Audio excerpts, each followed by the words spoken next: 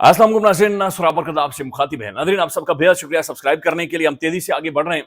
60,000 तो हमारे हो गए थे। इंशाअल्लाह ताला 1 लाख की तरफ हमारा सफर जारी है। नाज़रीन, वादी तीरा से सूरत-ए-हाल अनफोल्ड हो रही है, वो आपके सामने रखेंगे। फिर जो एक नई ग्रेट गेम है, अमेरिका अपनी फोर्सेज यानी फौज दोबारा से अफगानिस्तान के अंदर उतारना चाह रहा है। अमेरिका नाज़रीन ये क्या करना चाह रहा है, लेकिन पाकिस्तान के अंदर पाकिस्तानी हुकूमत के जो वुज़रा हैं, ये अफगानिस्तान के बारे में जो जुबान इस्तेमाल कर रहे हैं, ये गैर मामूली जुबान है।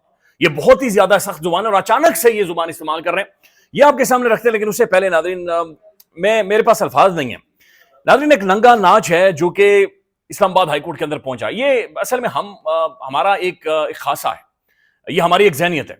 इस्लामाबाद हाईकोर्ट के अंदर ये शाहिद याकूब नामी एक दरिंदा है, इसने ये दरखास्त जमा करवा दी है और ये कह रहा है कि इमरान खान और बुशरा बीबी को तन्हाई के लम्हात दिए जाए ताकि वो अज़दवाजी जिंदगी को आगे बढ़ा सके, यानी जिस्मानी अपनी जरूरतें पूरी कर सके। ये इसका क्रक्स है। अब ये जो नाज़रीन शाहिद याकूब नामी ये बंदा है, ये एक तो सियाना बंदा है, ये रियासती अवार्ड लेने के चक्रों में पड़ा हुआ है। दूसरी बात यह है नाज़रीन के इस्लामाबाद हाईकोर्ट ने बगैर एतराज़ के ये दरखास्त समाअत के लिए मुकर्रर कर दी है।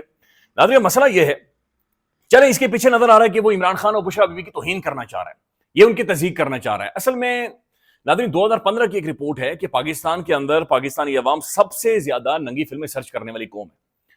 लिहाजा हमारी ज़हनियत ऐसी है, हम आज तक इससे इवॉल्व ही नहीं हो सके और ये हमारी एक नेशनल लेवल की डिबेट डिस्कशन, ये नेशनल लेवल की पॉलिटिक्स के अंदर ये गंद उछाल कर लेकर आए और हमारे जजेस ने, हमारी अदालतों ने सहूलतकारी की है कि इसके ऊपर रिपोर्टिंग हो, इसके ऊपर बातचीत हो, फिर इसकी चीजें बयान।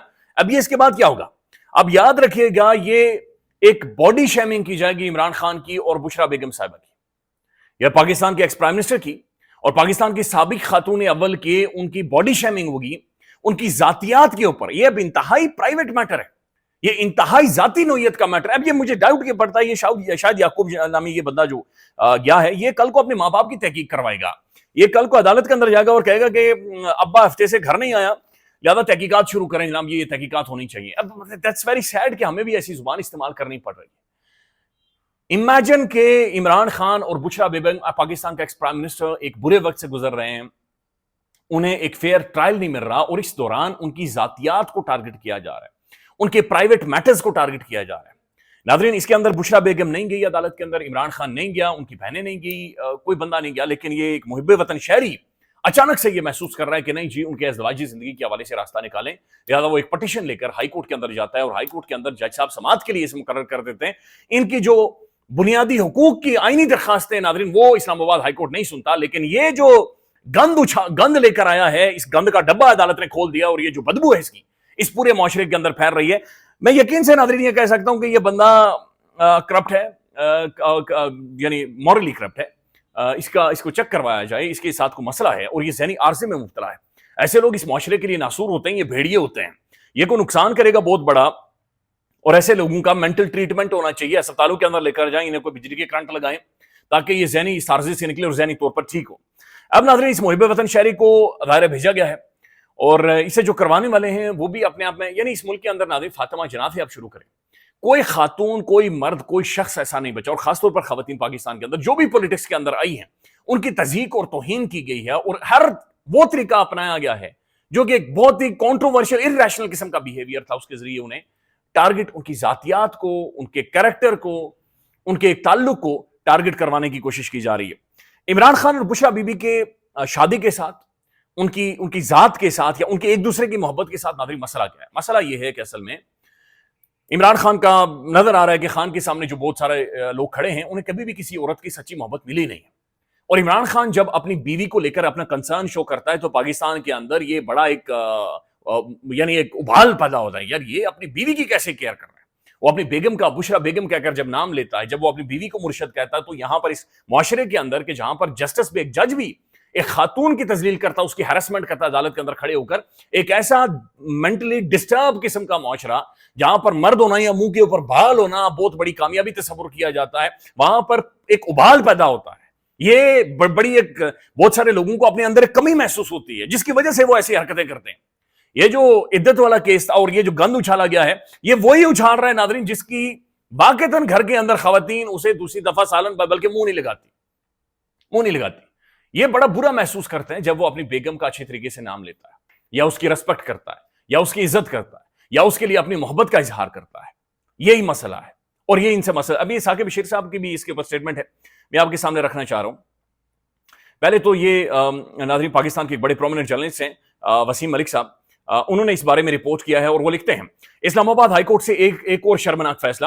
اڈیالہ جیل میں عمران خان اور بشرا بی بی کی تنہائی میں ملاقات اور ازدواجی تعلق قائم کرنے کی اجازت دینے کے حوالے سے درخواست پر جسٹس ارباب محمد طاہر نے فریقین کو نوٹسز جاری کر دیے. امیجن ناظرین, یہ اسلام آباد ہائی کورٹ کے جج ہیں اور انہوں نے نوٹسز جاری کر دیے 30 سپٹمبر کو فریقین کو.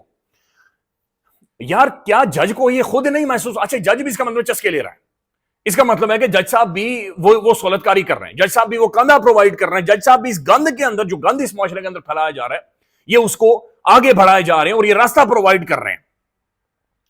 جج یہ فیصلہ کرے گا کہ میاں بیوی کے تعلقات کے بارے میں وہ کیا سوچ رہے ہیں, اور پھر ایک ایسے ٹائم میں جب جو اڈیالہ جیل جس طریقے کی مانیٹرنگ ہو رہی ہے, جس طریقے کا ان کے ساتھ ایک مینٹل ٹارچر کیا جا رہا ہے, ان کے بیسک رائٹس کو ابیوز کیا جا رہا ہے, یہ محب وطن شہری. اچھا پھر آگے سنیں, یہ جو مکالمہ ہوا یہ بڑا دلچسپ ہے.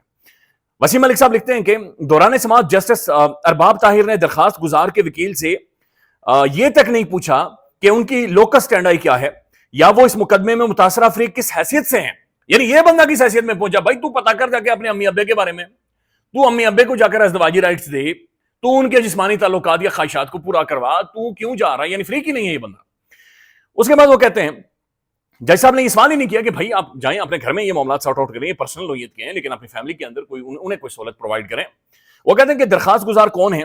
وکیل صاحب کی جب جج صاحب نے پوچھا کہ درخواست گزار کون ہیں, تو وکیل صاحب کی زبان لڑکھڑا گئی اور بولے کہ وہ ایک فالوور ہیں سر. جج صاحب نے کہا اچھا وہ ممبر ہیں پی ٹی آئی کے؟ وکیل صاحب نے دوبارہ کہا نہیں سر, وہ صرف ایک سپورٹر ہیں. اس مکالمے کے بعد جج صاحب نے درخواست کو ابتدائی سماعت کے لیے منظور کرتے ہوئے نوٹسز جاری کر دی. دس از اے شیم, شرمناک, امبیرسنگ ہے ناظرین, یہ امبیرسنگ, یہ گند ہے.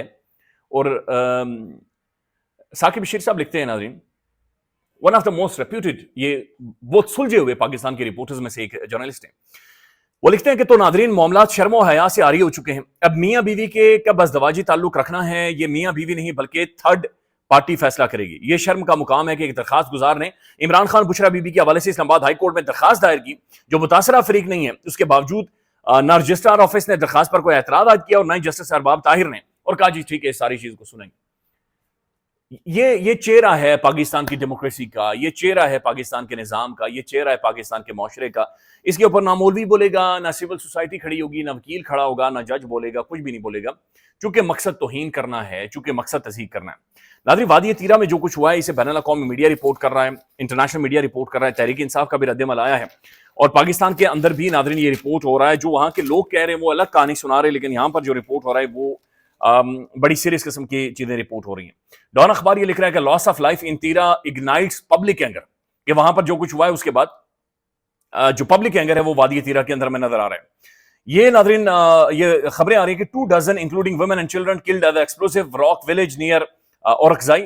Locals lawmakers blame aerial bombardment. وہ کہہ رہے ہیں, ڈان اخبار یہ کہہ رہے ہیں کہ تقریباً یہ 2 درجن سے زیادہ جو لوگوں کی شہادت ہوئی ہے بچے تھے ناظرین, اس کے اندر خواتین تھے. لوکلز یہ کہہ رہے ہیں کہ جہاز کے ذریعے بمبارڈمنٹ ہوئی ہے, جبکہ جو آفیشلز ہیں وہ یہ کلیم کر رہے ہیں کہ اصل میں وہاں پر جو ملیٹنٹس تھے وہ تھے, اور وہاں پر جب اٹیک کیا گیا یا ان کی جو بم بنانے والی فیسلٹیز تھی وہاں پر اٹیک ہوا, جس کی وجہ سے یہ جانیں گئی ہیں. سی ایم کے پی کے اناؤنسڈ 10 ملین, یعنی کہ چیف منسٹر خیبر پختونخوا نے 1 کروڑ روپیہ کمپنسیشن اناؤنس کر دی ہے وکٹمز کے لیے. بھائی آپ پہلے انویسٹیگیٹ تو کروائیں نا اس سارے معاملے کو, یہ ہوا کیا تھا, آپ اس کے اوپر کوئی کمیشن بنائیں, کوئی تحقیقات کروائیں, کوئی چیزیں تو انفولڈ کریں کہ یہ ہوا کیا ہے. چونکہ 2 کلیمز آ رہے ہیں. آفیشیل کلیم یہ آ رہا ہے کہ جناب وہاں پر ملیٹنٹس تھے, وہ گولہ بارود بنا رہے تھے, ان کی فیکٹریاں تھیں جس میں دھماکہ ہوا اور یہ لوگوں کی جانیں گئی ہیں. لوگ یہ کہہ رہے ہیں کہ نہیں, جہاز سے بمبارڈمنٹ وہاں پر کی گئی, یعنی جہاز سے گولے وہاں پر مارے گئے ہیں. سی ایم صاحب جناب جا کر یہ 1 کروڑ روپیہ دے رہے ہیں, لیکن بھائی اس کی کمیشن تو کوئی تحقیقات کروائیں, کوئی ریالٹیز انفولڈ کروائیں, کوئی رپورٹ سامنے آئے, کچھ پتہ تو چلے. لیکن کچھ بھی آپ کے سامنے ناظرین موجود نہیں ہوگا. افغانستان کے اندر ناظرین ایک نئی گریٹ گیم ہے اس پوری خطے کے اندر امریکہ جو شروع کرنے جا رہا ہے. امریکہ ناظرین یہ ایک بڑی بدبودار نیشن ہے, پالیسیز ہیں ان کی, نیشن معذرت کے ساتھ بدبودار بڑی ان کی پالیسیز ہیں. یہ دنیا بھر میں ایسے آپریشنز کرتے ہیں اور خطوں کو ڈسٹیبلائز کر دیتے ہیں. 2 دہائیوں تک انہوں نے اس پورے خطے کو ڈسٹیبلائز رکھا اور افغانستان کے پہاڑ بھی کالے کر دیے بم مار مار کے. 2 دہائیوں کی جدوجہد کے بعد ان کا ایک دوحہ اگریمنٹ ہوتا ہے. امریکہ اپنے لنگوٹ اٹھا کر افغانستان کے اندر سے بھاگتا ہے, وہاں سے نکلتا ہے. اب اگین وہ آ کر یہ کلیم کر رہے ہیں کہ ہمیں بگرام ایئر بیس چاہیے. بگرام افغانستان کی سب سے بڑی ملٹری بیس تھی امریکہ کی، اور امریکہ کی دنیا بھر میں 700 بیسز ہیں، خالی مڈل ایسٹ کے اندر 19 سے 22 ان کی بیسز موجود ہیں، اور یہ کہنے نہیں ہمیں بگرام ایئر بیس دوبارہ سے چاہیے۔ بگرام ایئر بیس یہ چائنا کو مانیٹر کرنا چاہ رہا ہے، چائنا کی جو نیوکس ہیں یا نیوکلیئر فیسلٹی ہے یہ بگرام ایئر بیس کے بہت نزدیک ہے، بہت زیادہ قریب ہے۔ ٹرمپ اس کے بارے میں کہہ چکا ہے، افغان طالبان یہ کہہ رہے ہیں کہ سوال ہی نہیں پیدا ہوتا 1 انچ بھی ہم امریکہ کے حوالے کریں۔ اچانک سے ناظرین پاکستان کے جو منسٹرز ہیں یہ سخت ترین بات چیت افغانستان کے حوالے سے کر رہے ہیں، اس میں کوئی ڈاؤٹ نہیں ہے دہشت گردی افغانستان سے سپانسر ہوتی ہے، اس میں کوئی ڈاؤٹ نہیں ہے افغانستان کا ایک بڑا بدبودار کردار ان سارے معاملات کے اندر نظر آ رہا ہے، اس میں کوئی ڈاؤٹ نہیں ہے کہ افغانستان نے ہماری مہمان نوازی کی قدر نہیں کی، لیکن ناظرین ہم ایک سنجیدہ نیوکلیئر اسٹیٹ ہیں، افغانستان ہمارا ایک پڑوسی ملک ہے، 2800 کلومیٹر کا ہمارا بارڈر افغانستان کے ساتھ لگتا ہے، ہم نے پروگرس کرنا ہے، ہم نے آگے بڑھنا ہے، ہمیں پیسفل نیبرز چاہیے۔ ایک طرف تو اب ہماری فرکشن انڈیا کے ساتھ موجود ہے بڑی خوفناک حد تک، دوسری طرف ناظرین اگر افغانستان کے ساتھ بھی ہم اس لیول تک جا رہے ہیں تو دونوں طرف سے ہم کس طرف چیزوں کو اگنائٹ کر رہے ہیں۔ ایران کے ساتھ ہمارے معاملات ابھی ٹھیک ہیں لیکن وہ کبھی بھی خراب ہو سکتے ہیں، ایران اور سعودی عرب کی ایک الگ طریقے کی فرکشن ہے، تو یہ ہم اپنے پڑوسی ملک میں ناظرین ہم کیوں ایک گلوبل گریٹ گیم کا حصہ بننے جا رہے ہیں، یہ سمجھ سے باہر ہے۔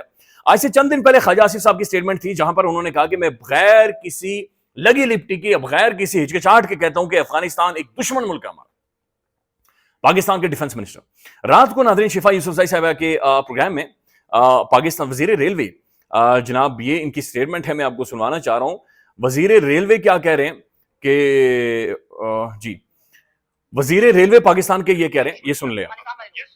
میرے وہ اتنے بڑے دشمن ہیں، ہم نے 44 سال ہم نے گلے لگایا، 44 سال ہم نے گلے لگایا، ہم نے کھلے دل سے ان کو یہاں پہ جائیدادیں خریدنے کا موقع دیا، کاروبار کرنے کا موقع دیا، سب کچھ دیا، انہوں نے میرے پرچم کو پاؤں تلے روندا، سب نے روندا۔